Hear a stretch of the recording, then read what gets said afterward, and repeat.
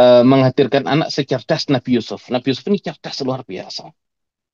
Nah, ini yang kadang tidak disorot. Makanya justru ya bahas Nabi Yusuf, orang itu wah ini nabi yang tampan. Ya, yang disorot adalah sisi ketampanan. Ya memang iya, beliau tampan. Makanya ketika Nabi Muhammad SAW Mi'raj, ya termasuk nabi-nabi yang beliau temui kan, kalau di langit pertama Nabi Adam, ya langit kedua Nabi Yahya, Nabi Isa, langit ketiga Nabi Yusuf, ya langit keempat Nabi Idris, langit kelima Nabi Harun, ya langit keenam Nabi Musa, langit ketujuh Nabi Ibrahim. Nah, di langit yang ketiga bertemu dengan Nabi Yusuf, Nabi mengatakan Nabi Yusuf itu diberikan setengah dari ketampanan.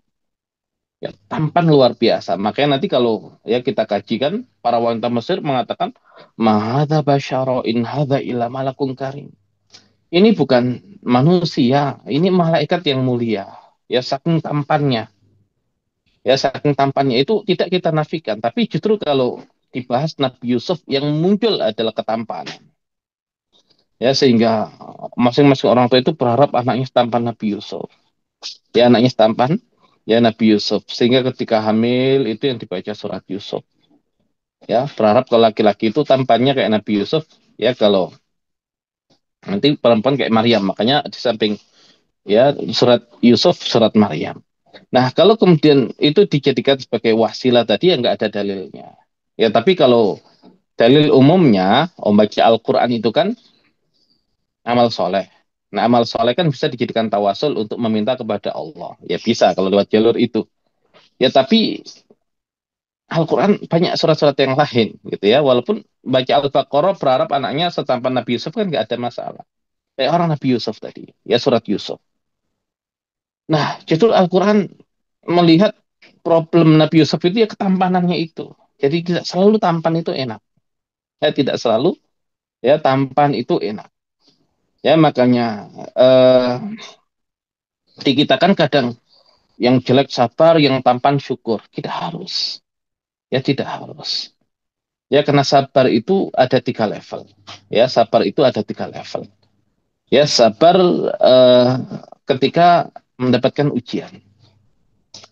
Ya ini level yang paling rendah. Ya sabar ketika mendapatkan ujian. Ya karena kita tahu Allah itu kalau menakdirkan sesuatu, ya Allah itu kalau menakdirkan sesuatu pasti yang terbaik. Ya terlepas kita tahu hikmahnya atau tidak. Ya terlepas Allahnya menyenangkan atau tidak.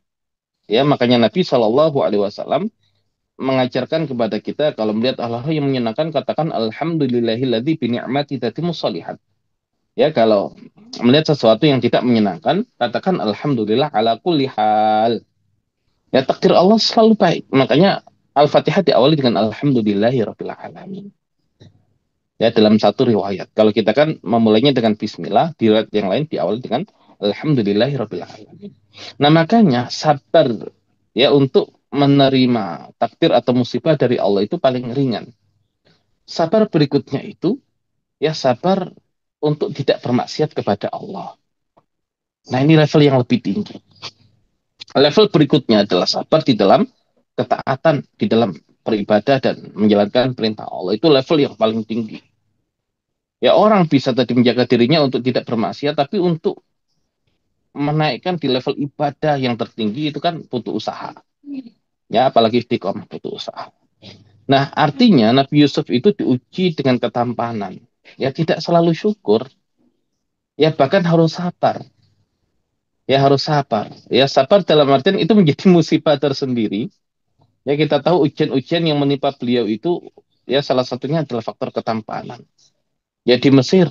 Ya, di Mesir, ya akhirnya menjadi sebab ya beliau yang mendapatkan masalah dengan para wanita Mesir, akhirnya dijebloskan ya ke penjara gara-gara ketampanan. Nah, apakah itu yang kita harapkan dari ya diri anak kita kalau punya ketampanan seperti Nabi Yusuf.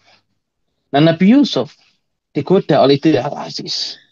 Ya digoda oleh istri Al-Aziz karena ketampanannya. Nah, sehingga orang tampan itu untuk bermaksiat mudah sekali. Ya, mudah sekali terlebih berkaitan dengan wanita karena punya ketampanan. Nah, apakah sesabar itu anak kita itu kalau Allah berikan ketampanan untuk bisa menghindarkan diri dan menjaga diri dari kemaksiatan. Nah, jadi ketika kemudian ingin seperti Nabi Yusuf itu harus sempurna. Jadi bukan sisi tampannya saja tapi mengabaikan yang lain. Justru bisa jadi menjadi sumber malapetaka.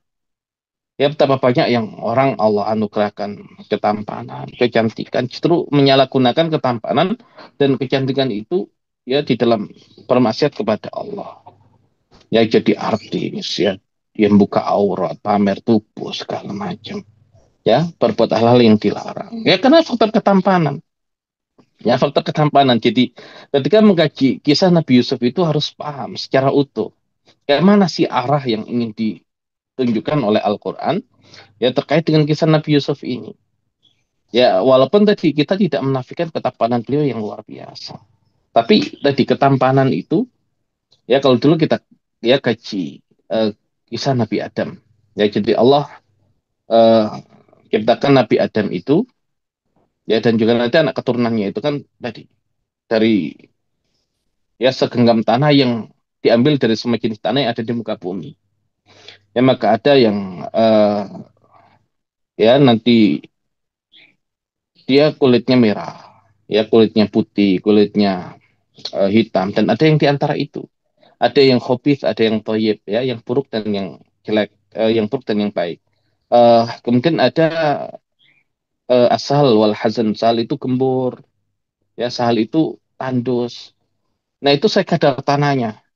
Nah gembur dan tandus itu bisa diubah karena dia berkaitan dengan karakter di dunia yang berpengaruh pada akhirat. Allah kasih kesempatan mengubah.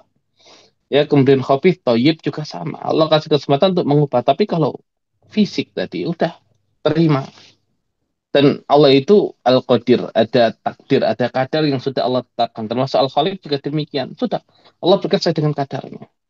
Ya Allah berikan saya dengan kadarnya. Jadi tidak selalu tampan atau cantik itu menjadi hal yang baik. Ya, jadi udah serahkan kepada Allah. Ya toh dia nggak pengaruh dengan akhirat kita kok. Ya, tapi kalau kemudian kita bisa mengumpulkan ya bekal-bekal kebaikan, amal-amal soleh, nah itu yang nanti menjadi wasilah ketampanan dan kecantikan fisik kita di akhirat. Ya makanya yang masuk surga itu tampan dan cantik luar biasa. Makanya Ummu Aiman yang Nabi katakan sebagai wanita ahli surga, fisik dunianya wanita negro, ya setengah baya dinikahi Zaid bin Haritha anak muda. Tapi yang dilihat bukan fisik dunianya, fisik akhiratnya. Nah ini kadang yang orang tua itu tidak memahami sisi itu. Makanya kita perlu mengkaji kisah Nabi Yusuf itu utuh. Jadi ketika minta anak kita seperti Nabi Yusuf, yang muncul itu bukan hanya kenampanannya saja. Justru itu bukan sisi yang paling dominan di dalam Al-Quran. Bukan itu sisi yang paling dominan. Justru malah ketampanan itu menjadi sumber ya malapetaka. Tapi Nabi Yusuf sanggup menjalaninya. Karena ujian para nabi itu ujian paling berat. Dan beliau sanggup menjalaninya. Ya bukan nggak sanggup tampannya, bukan. Tapi efek dari ketampanan itu kan godaannya luar biasa. Ya beliau sanggup untuk bisa menjalani itu. Nah ini yang ya perlu ya kita pahami di situ.